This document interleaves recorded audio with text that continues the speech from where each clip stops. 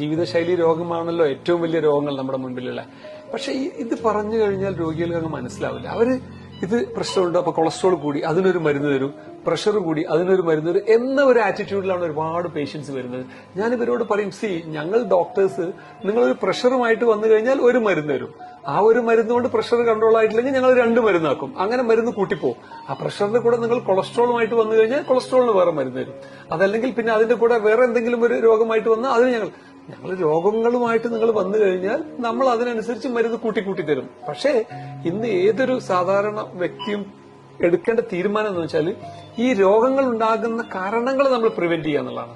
അതല്ലാതെ പ്രഷർ ഉണ്ട് അതിനൊരു മരുന്ന് കഴിക്കുക, കൊളസ്ട്രോൾ ഉണ്ട് അതിന് വേറെ മരുന്ന് കഴിക്കുക, ഷുഗർ ഉണ്ട് അതിന് വേറെ മരുന്ന് കഴിക്കുക എന്നതിന് ബദല് ഈ മരുന്ന് കഴിക്കേണ്ട സാഹചര്യം ഇല്ലാതെ ഞാൻ എങ്ങനെ നോക്കും, അത് എന്റെ ഭക്ഷണത്തിന്റെ രീതിയിൽ കൂടി അല്ലെങ്കിൽ എന്റെ വ്യായാമം മൂലം അല്ലെങ്കിൽ മറ്റ് ജീവിതചര്യയിൽ വരുത്തേണ്ട മാറ്റങ്ങൾ വരുത്തി ഈ മരുന്നിലേക്ക് പോകാതെ നോക്കുക എന്നുള്ളൊരു മെസ്സേജ് ഭയങ്കര ഇമ്പോർട്ടന്റ്. പക്ഷെ ആളുകൾക്ക് ഇത് മനസ്സിലാവില്ല. ഞാൻ ഒരുപാട് ആളുകളോട് ഇങ്ങനെ പറയാറുണ്ട്, നിങ്ങൾ കുറെ പ്രശ്നങ്ങളായിട്ട് വന്ന് നിങ്ങൾ നോക്കേണ്ടത് ഇതൊക്കെ വലിയ രോഗമായ ഹാർട്ട് അറ്റാക്ക് അല്ലെങ്കിൽ സ്ട്രോക്ക് എന്നതിന് കാരണമാകാൻ പോകുന്ന റിസ്ക് ഫാക്ടേഴ്സ് ആണ്.